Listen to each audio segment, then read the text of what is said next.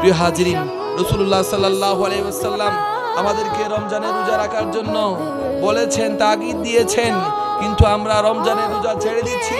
প্রিয় হাজিরিন, রাসূলুল্লাহ সাল্লাল্লাহু আলাইহি ওয়াসাল্লাম রমজানের তারাবি আদায় করার জন্য বলেছেন, আমরা তারাবি আদায় করছি না। প্রিয় হাজিরিন, রাসূলুল্লাহ সাল্লাল্লাহু আলাইহি ওয়াসাল্লাম মদ্যপান নিষেধ করেছেন, কিন্তু অসংখ্য মুসলমানেরা মদ্যপান করে যাচ্ছে।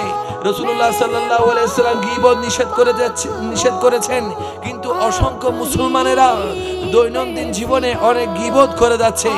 রাসূলুল্লাহ সাল্লাল্লাহু আলাইহি ওয়াসাল্লাম মিথ্যা বলতে নিষেধ করেছেন, আর আমরা মিথ্যা বলে যাচ্ছি। রাসূলুল্লাহ সাল্লাল্লাহু আলাইহি ওয়াসাল্লাম আমাদেরকে দাড়ি রাখার জন্য আদেশ দিয়েছেন, তাকিদ দিয়েছেন, কিন্তু আমরা দাড়ি রাখতেছি না। আমরা ইহুদি খ্রিস্টানের আমরা ফ্যাশনকে আমরা অনুসরণ করছি। আমরা মুখকে মুন্ডিয়ে ইহুদি খ্রিস্টানের চেহারার মতো চেহারা করে ফেলেছি। প্রিয় হাজিরিন, যখন আমরা কবরে যাব, রাসূলুল্লাহ সাল্লাল্লাহু আলাইহি ওয়াসাল্লাম যখন তাশরীফ আনবে, তখন রাসূলুল্লাহ সাল্লাল্লাহু আলাইহি ওয়াসাল্লাম যদি আমার চেহারার দিকে তাকিয়ে যদি মুখ ফিরিয়ে নেই, তখন আমার কি অবস্থা হবে?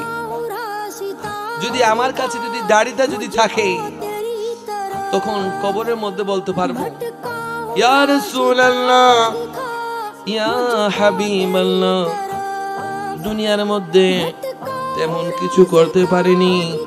ইয়া রাসূলুল্লাহ, আপনাকে দেখার মতো একটি মাত্র জিনিস আছে। আপনি বলেছিলেন দাড়ি রাখা সুন্নত, আপনি রেখেছিলেন, আমিও আপনার সুন্নত পালন করেছি, দাড়ি রেখেছি। সুবহানাল্লাহ। প্রিয় হাজিরিন, এক ব্যক্তির কাছে একটি মাত্র দাড়ি ছিল। কয়টি দাড়ি ছিল? একটি। এক সাহাবীর কাছে একটি দাড়ি ছিল। ওই সাহাবী রাসূলুল্লাহ সাল্লাল্লাহু আলাইহি ওয়াসাল্লামের দরবারে তাশরীফ আনলেন।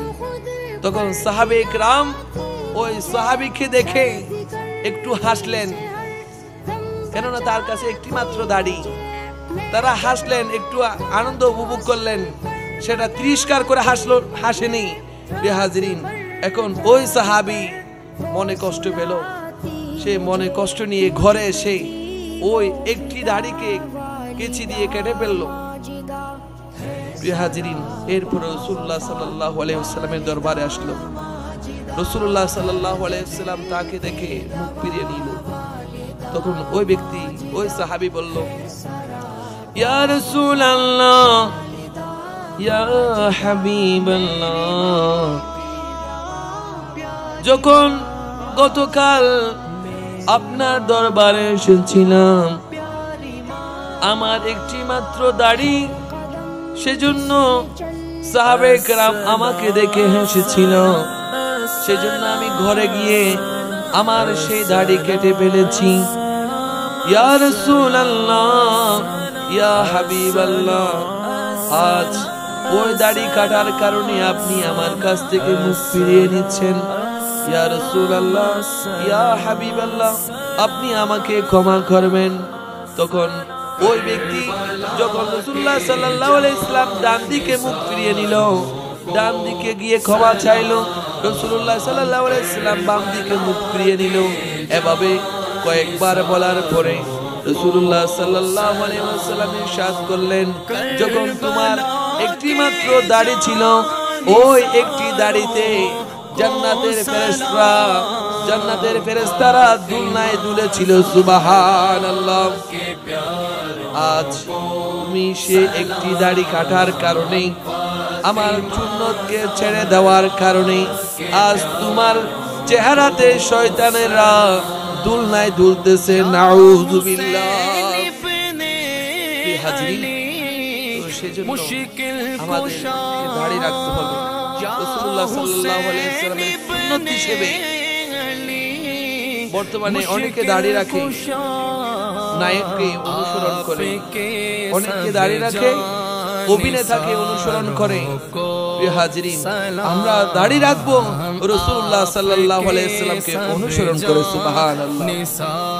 প্রিয় হাজিরিন, যদি রাসূলুল্লাহ সাল্লাল্লাহু আলাইহি ওয়াসাল্লামকে অনুসরণ করে যদি দাড়ি রাখতে পারি, তাহলে কবরের মধ্যে যদি কিছুই যদি দেখাতে না পারি, একটি আমল দেখাতে পারবো। ইয়া রাসূলুল্লাহ, দেখার মধ্যে কিছু নেই, শুধুমাত্র একটি জিনিস দেখার জন্য আছে, সেটা হলো আমার দাড়ি। সুবহানাল্লাহ। প্রিয় হাজিরিন, সেজন্য আমরা দাড়ি রাখতে চাই কি চাই না? আল্লাহ তাআলা আমরা যারা এখনো পর্যন্ত দাড়ি রাখিনি, আমাদের মধ্যে যারা এখনো দাড়ি রাখেনি, আল্লাহ তাআলা তাদের সবাইকে দাড়ি রাখার তৌফিক দান করুক। আমিন। কুরবান হো मेरे दिल के ताजदारों को सलाम, मेरे दिल के ताजदारों को सलाम।